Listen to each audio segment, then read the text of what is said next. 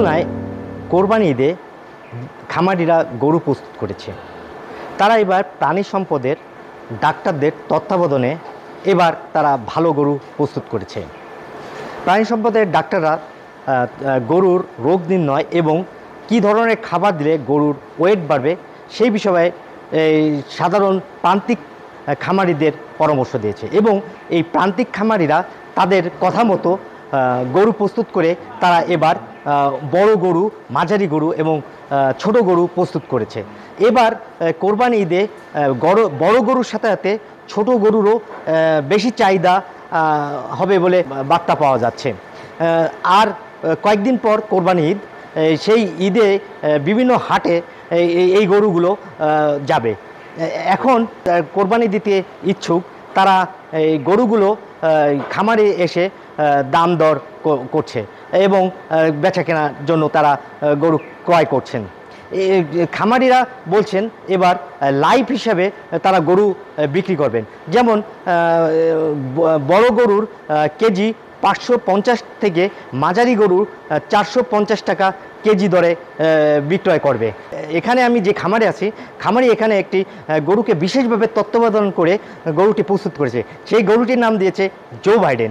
এই গরুটির ওজন হচ্ছে 1005 কেজি। ওয়েট হিসাবে দাম রেখেছেন 500 টাকা এবং যদি কেউ এই গরুটি নিতে চায় 5,85,000 টাকা এই গরুটি বিক্রি হবে।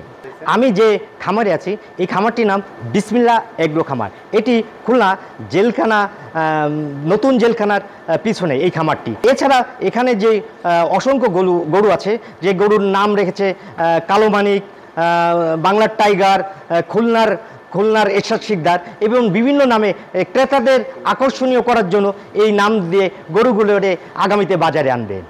যে গরুটি দেখছেন এই গরুটির নাম খামারি রেখেছে কালো মানিক এবং আমার পিছে যে গরুগুলো আছে এই গরুটির নাম মালিক নাম রেখেছেন খুলনার কিং এবং আরও মজা করে মালিক আদর করে এই একটি গরুর নাম রেখেছে সাকিব খান এবং জায়েদ খান। সেই গরুটি নাকি বিশেষ বৈশিষ্ট্য, সেই গরুটা নেই অহেতুক ডিগবাজি খায়, এর জন্যই এই গরুটির নাম দিয়েছে খুলনার জায়েদ খান। যখন এই খামারিতে কোনো ক্রেতা যদি দেখতে আসেন, বিশেষ আকর্ষণ যেই খুলনার জায়েদ খানকে তারা দেখায় এবং এর নাকি লোকজন এবং বাইরের লোকজন দেখলে নাকি এসে অ্যাবনর্মাল আচরণ করে, যার জন্যে এর নাম দিয়েছে ডিগবাজি জায়েদ খান। ক্রেতাদের আকর্ষণীয় করার জন্য এই নাম দিয়ে গরুগুলো আগামীতে বাজারে আনবে।